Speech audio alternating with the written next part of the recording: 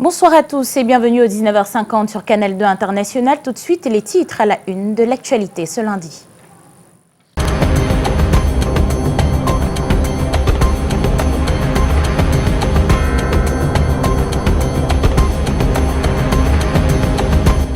Coup de tonnerre dans le ciel politique camerounais ce lundi. Le MRC n'ira pas aux élections du 9 février 2020.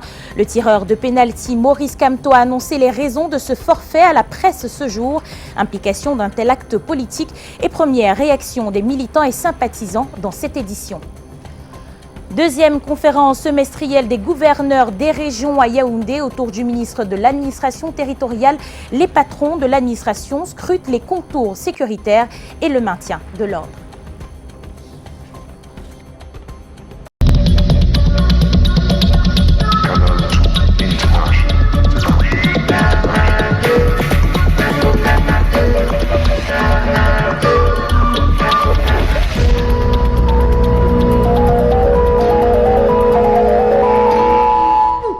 Bonsoir à tous et bienvenue une fois de plus au 19h50 sur Canal 2 International. La crise dans les régions du Nord-Ouest et du Sud-Ouest, la non-révision du code électoral, le maintien en détention de certains partisans, une kyrielle de raisons données par le président du MRC, Maurice Kamto, pour ce choix de boycott au double scrutin de 2020. Je vous propose d'écouter une attitude de Maurice Kamto. 1. L'article 49 suscité de la loi de 2004, qui est un obstacle juridique majeur pour la quête de la transparence et de la justice dans l'organisation des élections législatives au Cameroun, ne permet pas à un candidat spolié de sa victoire d'être rétabli dans ses droits. 2. L'unanimité se dégage de la classe politique, de l'opinion nationale, de tous les observateurs électoraux nationaux et étrangers crédibles et même de l'ECAM sur l'impératif de la réforme consensuelle du système électoral avant toute nouvelle élection au Cameroun. 4. Nonobstant les recommandations de tous les partenaires étrangers du Cameroun sur l'urgence de cette réforme avant l'organisation de toute nouvelle élection, le régime en place a décidé de passer outre et de ne respecter que son propre agenda. 5. Plus grave, alors même que ce régime prétend être majoritaire dans le pays, il s'est acharné de manière grossière à empêcher la constitution des listes par du MRC dans diverses circonscriptions du pays, alors même que nous avions annoncé, parce que nous en avons les moyens en termes de ressources humaines, nous en avons la capacité de présenter des listes dans toutes les communes du Cameroun et dans toutes les circonscriptions en matière de législative. Après la surprise de cette décision, place à la réalité.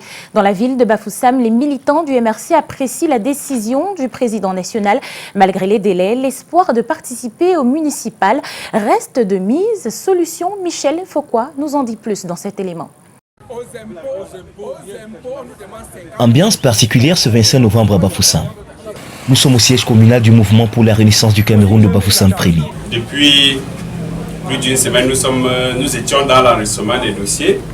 Et au moment où nous sommes mis à traiter ces dossiers, nous nous rendons effectivement compte qu'il y a beaucoup de pièces manquantes dans les dossiers, ce qui dénote des difficultés qui sont connus par les différents amis politiques dans la constitution de leur dossier.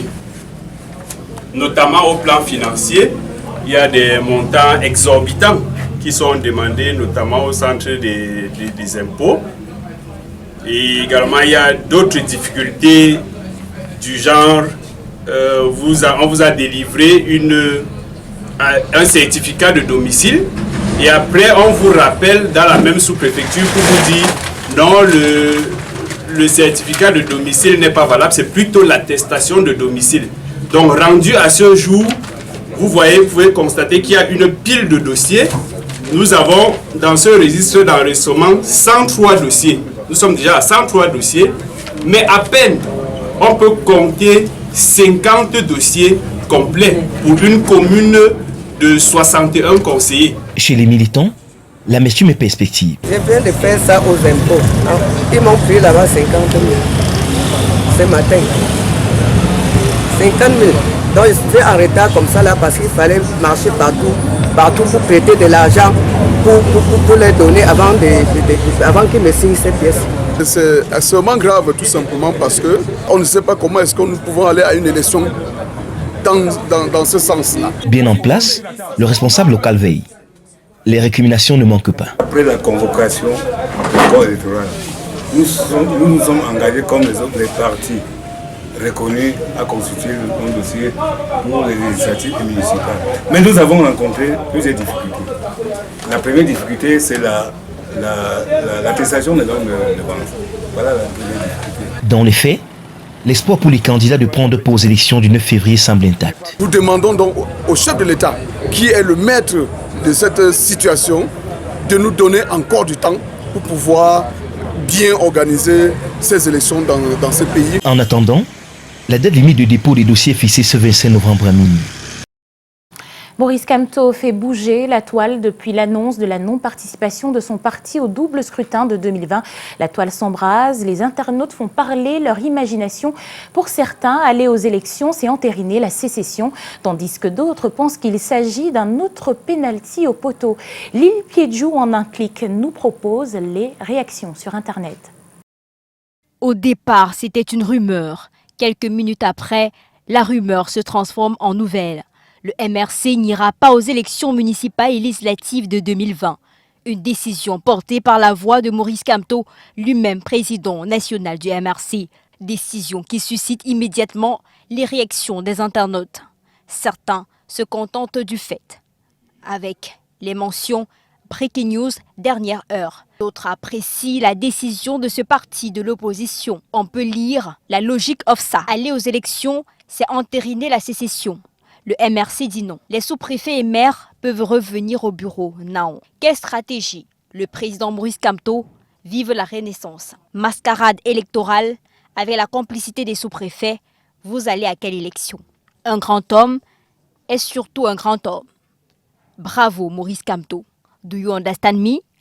Kamto, la cohérence de ça. C'est aussi une occasion pour d'autres de se lâcher. Comme on n'a plus reçu des financements occultes des officines impérialistes, on trouve une pirouette pour distraire les gens. Monsieur le ministre délégué a enfin compris qu'en politique, sa place est au quartier et nulle part ailleurs.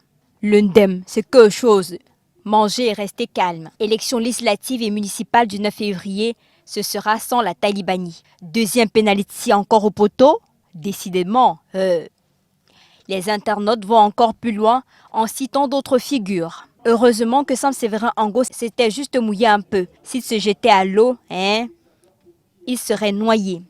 Vive la démocratie. Ainsi va la vie sur la toile après la reculade de Maurice Kamto. Et pour parler justement de cette décision du MRC, recevons sur ce plateau ce soir Patrick Christian, d'abord chroniqueur et analyste politique à la rédaction centrale de Canal 2 International. Bonsoir Patrick Christian, d'abord.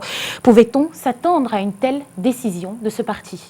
D'abord, bonsoir Aimé Catherine, bonsoir Madame, Monsieur. Effectivement, on peut se poser la question de savoir si une décision comme celle-là a été attendue.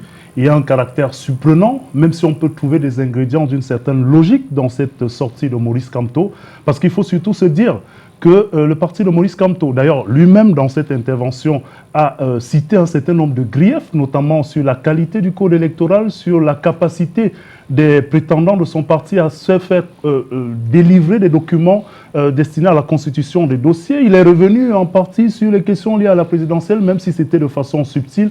Et enfin, la situation dans les régions du nord-ouest et du sud-ouest. Ces raisons-là peuvent donner une certaine logique à une décision comme celle-là et nous faire penser qu'évidemment, on pouvait s'attendre que de façon logique, on arrive à décider de ne pas aller à une élection dans ces telles conditions. Mais à côté, on peut aussi regarder d'autres éléments qui sont relevés par d'autres observateurs. Et dans certaines indiscrétions, la question fondamentale de savoir si le MRC était suffisamment prêt au regard de ce que la complexité en termes de représentativité sur le champ électoral, la carte électorale demande beaucoup d'investissement physiques, matérielles et en ressources. Et au-delà de ces complications, on peut se poser la question, certains la posent d'ailleurs, est-ce que le MRC était prêt? Et puis au sein du MRC, il y a aussi la question de ce difficile arbitrage, un arbitrage qui intervenait entre ceux qui pensaient qu'il fallait récompenser les tenants du parti depuis longtemps et ceux surtout qui étaient dans le parti comme des figures nouvelles, desquelles figures se sont d'ailleurs prononcées sur les espaces sociaux dans beaucoup d'autres endroits et qui ne laissaient en rien, jusqu'à ce matin,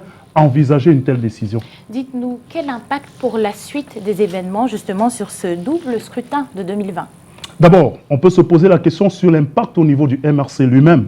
Va-t-il réussir à garder sa consistance, sa solidité, son union? Parce qu'on s'imagine bien qu'il y aura des frustrations au sein du parti pour quelques-uns qui avaient des ambitions. On a vu une certaine transhumance entre certains qui sont quittés très récemment d'autres formations politiques avec l'ambition, sous la casquette du MRC, d'avoir des situations soit au Parlement, soit dans nos communes. Et ensuite, le timing de cette décision qui enferme presque à la fois les militants du parti, mais aussi le jeu politique à l'extérieur. Et sur ce jeu politique, on peut dire que le MRC est en train certainement de donner quelques éléments d'inquiétude parce que le rapport des forces en présence a certainement guidé les orientations d'autres formations politiques dans la constitution de leur liste.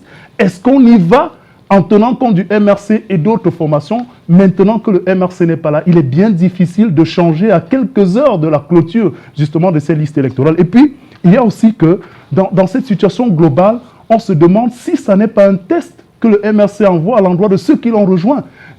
A-t-on rejoint finalement le MRC parce que c'est dans le cœur, le sang ou avec la raison et l'adhésion justement à la vision et à l'opinion du MRC? On peut évidemment aussi se poser la question de savoir sur le scrutin en lui-même, si cette décision du MRC aura un impact, parce que à défaut de prendre la victoire ou tout simplement d'influencer par les urnes, le MRC peut aussi chercher à influencer par simplement le boycott. Parce que soit on a un report demandé, soit de façon explicite, on appelle à boycotter le scrutin. Est-ce que ce boycott sera suivi? Le taux de participation à ce scrutin et surtout la capacité du MRC à faire respecter sa volonté sera regardée. Et après, pour terminer, il y a que l'histoire nous parle. Ça n'est pas la première fois qu'on vit un boycott comme celui-là au Cameroun. 92 nous donne encore des traces et le SDF est bien placé pour enseigner au MRC peut-être ce que la politique de la chaise peut donner. Le MRC va-t-il réussir avec son pari de démontrer aux yeux du monde qu'il est incontournable dans le jeu politique ou tout simplement cette décision va-t-elle ramener le MRC dans une situation difficile dans le jeu politique? On va essayer de voir et surtout de comprendre si à la fin un report pourra être annoncé ou tout simplement si le MRC va gagner son pari de la contestation. Merci à vous, Patrick Christian Dobo, pour ces éclairages. Je vous suggère justement de rester avec nous. On va aller dans la capitale, vivre avec Brand Kamga quelques bouts de cette conférence de presse qui a été donnée par Maurice Kamto.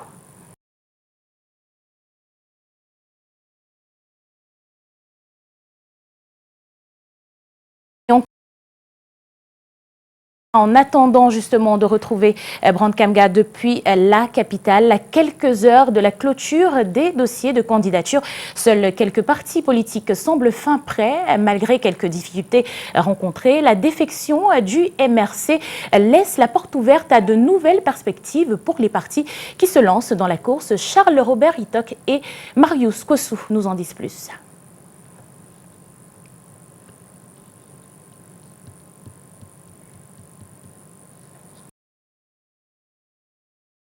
Législative et municipale, à quelques heures de la clôture de dépôt des dossiers de candidature, certains partis politiques sont déjà fixés dans le littoral, à l'instar du Social Democratic Front, le SDF. Nous avons sélectionné tous nos candidats, on a une liste déjà prête à être déposée chez les CAM.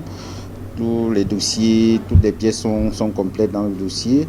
On a pris 15 jours pour faire ce travail qui est fastidieux. Au sein du mouvement pour la renaissance du Cameroun, le MRC, les militants et militantes restés suspendus sur les lèvres du président national du parti Maurice Kamto décident de rester silencieux, personne pour s'exprimer à notre micro. Le Rassemblement démocratique du peuple camerounais, le RDPC, reste tout de suite sur la décision du comité central. Pour l'heure, rien que des propositions de liste en attendant la décision de la hiérarchie du parti. Le PUS, quant à lui, le parti unique pour la rénovation sociale, dit être fin prêt pour le 9 février prochain. Nous sommes prêts pour, on peut le dire, à environ 90%.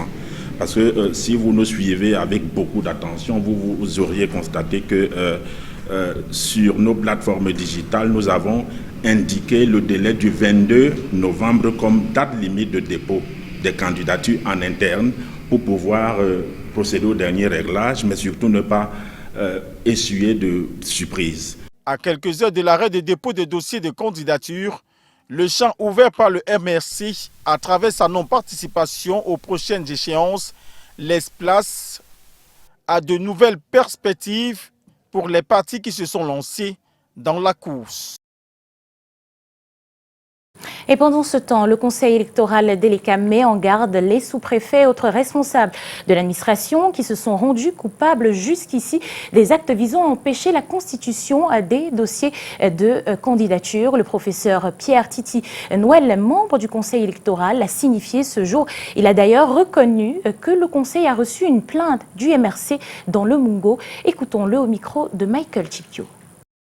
Écoutez, nous ne pouvions pas faire un rappel à l'ordre sans avoir le fait sous les yeux. On sait que la loi est là, que les sous-préfets, les maires, tout le monde connaissent la loi. Nous ne pouvons donc pas leur dire de respecter la loi avant. Mais comme vous venez de soulever le problème en ce qui concerne le sous-préfet, pour le reste, les maires désertent, je crois que nous sommes au niveau de la démocratie. Tout le monde doit prendre ses responsabilités. Ces jours-ci sont des jours, j'allais dire, sacrés, du moins consacrés aux élections.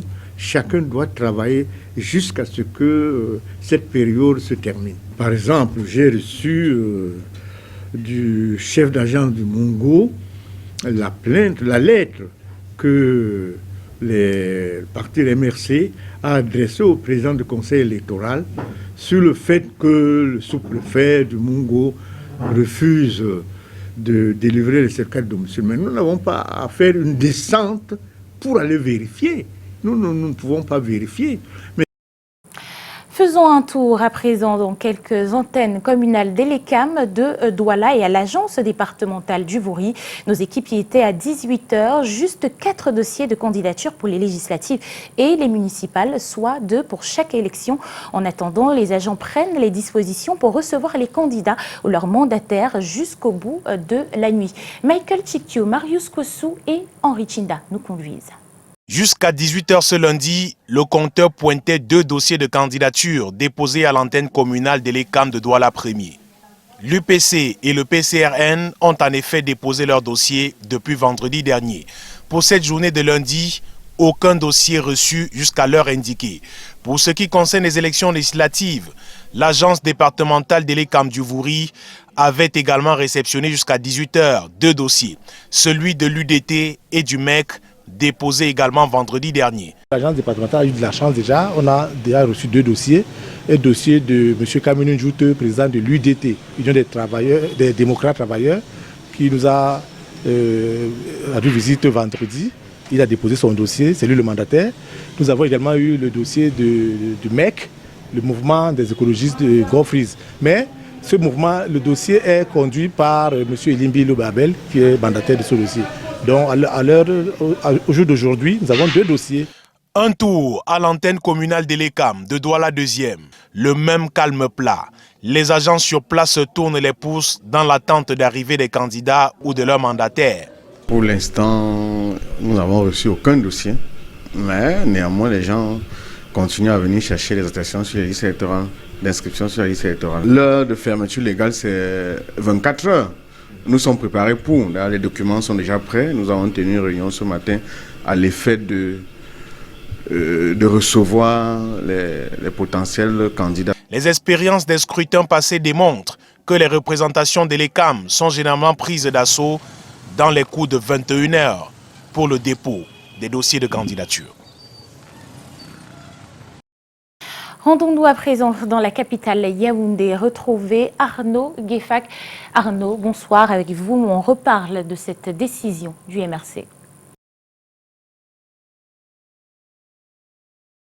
Catherine Moukouri, Madame, Messieurs, bonsoir. Le mouvement pour la renaissance du Cameroun ne participera pas au double scrutin du 9 février prochain. Raison évoquée, le mauvais système électoral, les tracasseries vécues au cours de la constitution des dossiers, mais aussi la crise anglophone. Décision confirmée ce jour au cours du Conseil national du parti ce jour à Yaoundé. Plus de détails avec Bran Kamga et Luc Vaudon. Trois raisons principales motivent la non-participation du mouvement pour la renaissance du Cameroun aux législatives et municipales de 2020. Le blocage administratif pour la constitution des dossiers de candidature, la crise anglophone et le mauvais système électoral. Tous les obstacles administratifs dressés sur le parcours des candidats du MRC et surtout assumés par le régime ont démontré que le MRC, les militants du MRC ne sont plus considérés comme des citoyens camerounais. Le dispositif électoral actuel n'est rien d'autre qu'une souricière politique. C'est ce que nous avons fait. Nous l'avons fait au nom de la nation camerounaise, au nom du peuple camerounais, dans l'intérêt supérieur de notre pays. Lors du Conseil national élargi du MRC, à huis clos ce 25 novembre, et à quelques heures seulement du délai du dépôt des listes d'investiture, plusieurs candidats avaient pourtant payé leur caution. Cette décision ne fait pas l'unanimité. Je suis quelque peu déçu et j'aurais aimé, parce que pour l'instant, tout ce qui nous reste à espérer, c'est qu'il y ait à minima le renvoi de cette élection. Parce que je peux comprendre les raisons invoquées, mais n'oubliez pas qu'il y a beaucoup d'autres régions également dans ce pays qui ont besoin de renaître. Au cours du point de presse qui a duré près d'une heure, Maurice Kamto a passé en revue l'ensemble des mécanismes mis sur pied par le régime en place pour contrecarrer le MRC avec un projet suicidaire en vue. Des informations dignes de foi font état d'un projet d'élimination physique du président élu par les Camerounais qui se tient devant vous, de deux leaders alliés, Christian Penda Ekoka et Albert Dzonga. Ces menaces n'ont aucun impact sur sa détermination à offrir une alternative au peuple camerounais. Le MRC invite l'opposition et la société civile à boycotter ces élections. Le parti, dont le candidat est arrivé deuxième à la dernière présidentielle, n'ira donc pas aux législatives et municipales à la surprise générale. Un parti qui participera bien activement à ce double scrutin du 9 février, c'est le Rassemblement démocratique du peuple camerounais. Le parti de Paul Biya vit les dernières heures de la période d'investiture de ses candidats sur l'ensemble du territoire national. Au siège du parti ici à Yaoundé, le travail bat son plein. Sur place là-bas, retrouvons Delphine Fonkoutene. Delphine, bonsoir. Arnaud Goffard, bonsoir. Ambiance particulière ici au siège du Rassemblement démocratique du peuple camerounais. Les membres du secrétariat technique cheville ouvrière de la commission centrale d'investiture sont à pied d'œuvre pour vérifier pièce par pièce les différents dossiers des candidats aux législatives avant dépôt dans quelques minutes ou alors dans quelques heures auprès d'Elections Cameroun. Selon le rédacteur en chef du journal L'Action, ces dossiers ont d'abord été vérifiés par les candidats eux-mêmes après dépôt auprès de la commission communale, ensuite départementale puis régionale avant d'arriver au secrétariat technique pour les dernières vérifications. Signalons que les travaux se déroulent jusqu'ici à huis clos. Impossible de savoir ce qui se passe dans les bureaux là à l'intérieur. Pour les dossiers de candidature aux législatives, ceux des municipales étant gérés localement. Pour l'heure, seule la publication d'Elections Cameroun nous renseignera sur les candidats retenus pour les élections législatives du 9 février 2020. Depuis le siège du comité central du Rassemblement démocratique du peuple camerounais, Delphine Fonkoutene et Bertrand Tassé pour le 19h50. Et justement, Delphine, dans quelques heures, les délais de dépôt de candidature à Elections Cameroun seront expirés. Il sera alors minuit. C'est la veillée au siège de l'organe chargé de l'organisation des élections au Cameroun. L'ambiance là-bas, dites-vous, Rodrigue Tonguet, est plutôt inhabituelle. Bonsoir. Oui, bonsoir à Nongefak, ici au siège de la Direction générale des élections, au siège de l'ECAM. tout court, c'est un climat plutôt calme, pas d'ambiance spéciale depuis le matin. Aucune candidature enregistrée ici à la direction générale des élections où siège la commission de réception des candidatures, autant pour les législatives que pour les municipales. Aucune candidature enregistrée, comme je le dis, même pas le RDPC, même pas l'UPC et les autres candidatures. Mais des indiscrétions glanées sur place au sein de la direction générale des élections laissent croire que le SDF est entré ici quelques minutes avant nous, le SDF qui compte déposer des dossiers pour ces élections, les législatives et les municipales. Mais est-ce qu'il s'agit des candidatures pour la région du centre uniquement ou des candidatures pour l'ensemble du territoire national? On le saura peut-être dans quelques heures au moment de la sortie de l'immeuble siège de la direction générale. Ici, c'est le 4e étage qui cristallise toutes les attentions ici au siège de l'ECAM. C'est au 4e étage qu'est logée la commission de réception des candidatures et selon les informations glanées et recoupées auprès du personnel de l'ECAM, le Social Democratic Front, le SDF, est dans ces locaux, ici au siège de l'ECAM où je me trouve en face de la caméra de Samuel Bonis. Merci Rodrigue Tanguay et Samuel Bonis. Les élections législatives et municipales étaient au cœur de la conférence semestrielle des gouverneurs ce jour à Yaoundé. Les dits ajoutés à quelques membres du gouvernement présents autour du ministre de l'administration territoriale Paul Atanganji ont abordé également des questions sécuritaires bien préoccupantes en cette période des fêtes de fin d'année. Plus de détails avec Delphine Fonkoutene et Serge Alain Ziebou. Un conclave, les 10 gouverneurs en vedette, membres du gouvernement et autres acteurs de la sécurité nationale, témoins. Le ministre de l'administration territoriale est le principal locuteur de cette réunion semestrielle en contexte particulier. Cette rencontre intervient au lendemain de la convocation du corps électoral en vue de l'élection des députés et des conseillers municipaux le 9 février 2020. Elle se tient également à la veille des fêtes de fin d'année, période de grande effervescence par excellence qui nécessite une vigilance accrue. Ici, à l'hôtel de ville de Yaoundé, il est question de prendre le pôle de sécurité sur le territoire national, mais aussi de définir des stratégies de préservation. Les régions du nord-ouest et du sud-ouest, toujours au cœur des préoccupations. Actuellement, il y a une caravane, la caravane de la paix, pour le message du grand dialogue qui est porté aux populations. Je crois que cette caravane est bien reçue. La bonne tenue des élections municipales et législatives en dépend. L'instruction du patron de la préfectorale est claire. De manière générale, monsieur le gouverneur, vous mettez un accent tout particulier sur la sécurisation de l'ensemble du processus électoral avant, pendant et après le double scrutin du 9 février 2020. Avant la tenue effective du double scrutin du 9 février 2020, il va falloir gérer les fêtes de fin d'année et ses corollaires. Les gouverneurs des régions sont parés. En santé, alerte rouge dans les hôpitaux au Cameroun après l'agression subie par un médecin à l'hôpital de district d'Effoulane. Le personnel de l'hôpital central de Yaoundé a été hier victime de 2 cas d'agression en une journée de garde de dimanche. Une double discorde née de la rigueur du personnel soignant et de sécurité dans l'exercice de leurs fonctions. Personnel des hôpitaux, un quotidien marqué d'insécurité. Suivez plutôt. Une victime rossée au pluriel. Coup d'un trouble à l'hôpital central de Yaoundé. Lui vigile de service hier dimanche et des gardes malades agressifs tombés en désaccord. L'aide du visite est passée. Les médecins vont entrer faire les soins. On m'a dit que donnez-nous 10 minutes, on va sortir. Je suis venu encore, ils sont encore en train de discuter, je sais pas. Pour la 3e fois, je suis parti maintenant. Pardon, je peux sortir. C'est les parler de visite maintenant. On va faire ce qu'on va. Ils ont commencé comme ça, avec l'agressif. Les forces de l'ordre ont extirpé la victime des griffes des bourreaux. Le principal accusé interpellé. Quelques heures plus tard, nouvelle scène aux urgences de la même formation hospitalière entre gardes malades et le personnel soignant. Nous avons été rapidement débordés.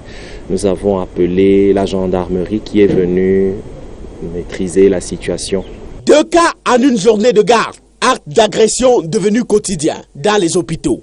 Alerte rouge personnel hospitalier en danger. C'est arrivé à Ifoulane et ça arrive à l'hôpital central. Et le personnel qui nous a saisis attendait seulement notre signal pour qu'on se mette dehors. Nous avons respecté l'arrivée du directeur ce matin parce qu'il sortait d'un congé. Sinon, c'est que le personnel est dehors.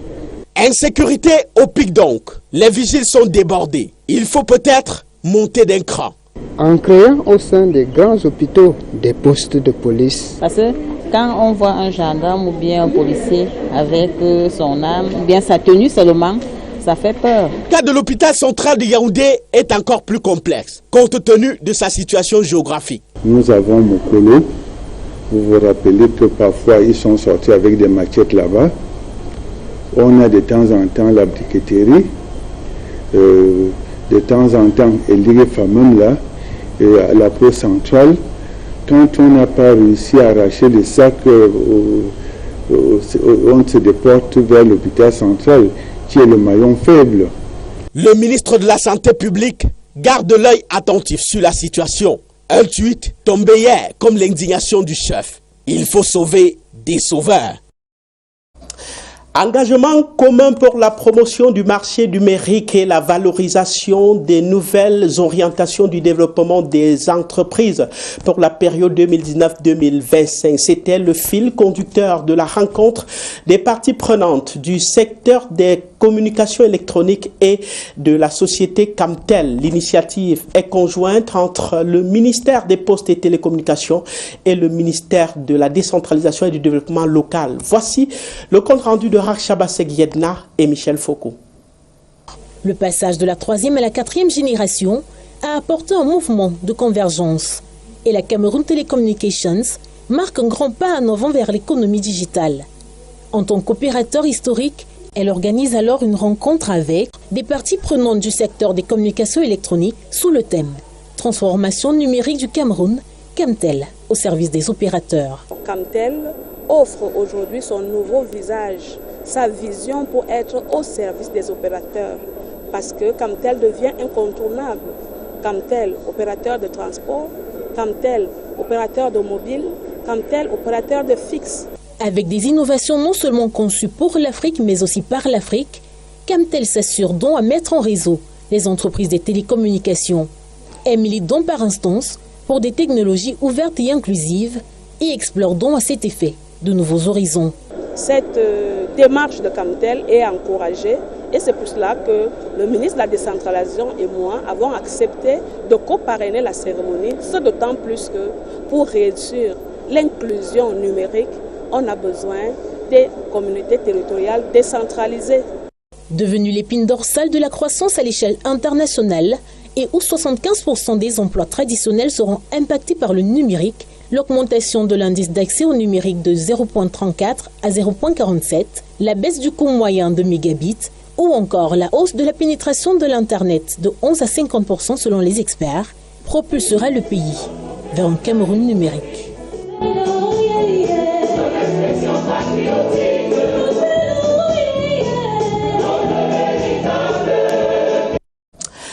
Madame, Monsieur, restez sur le fil de l'actualité. L'information continue avec vous à Douala et Catherine Moukouri. Bonsoir. Bonsoir à vous Arnaud Guéfac, à votre suite on parle de santé. Le choléra continue d'endeuiller les familles, les chiffres sont alarmants.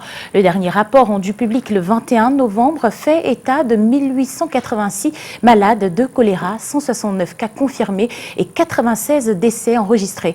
La région du Nord est la plus touchée, talonnée par la région du Sud-Ouest où les cas de population de Bakassi inquiètent. Mireille Flore des Fofotso nous en dit plus.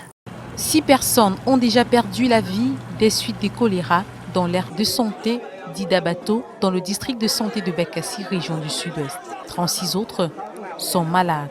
Sur le plan épidémiologique, nous avons démontré au total 36 cas à 16 jours, décès que nous-mêmes nous avons constatés et 4 décès déclarés par nos collègues médecins militaires. Concernant la provenance de la contamination, ce n'est pas très clair. Pour y faire face, des mesures ont été prises par les autorités sanitaires de la région. On a rassemblé les solutés, les médicaments qui avaient été envoyés par le ministère de la Santé publique. Et on a tenu des réunions aussi avec nos partenaires, l'OMS, UNICEF, qui nous ont donné un appui sur le plan matériel aussi. On a institué un centre de traitement de choléra dans le centre de santé d'Idabato. Nous avons détecté, nous sommes allés dans la communauté détecter les cas de façon active et on a fait des séances d'assainissement du milieu et de pulvérisation. La situation reste tout de même alarmante. La population est appelée à respecter les règles d'hygiène élémentaires, surtout que l'environnement de Bakassi est propice au développement du vibrion.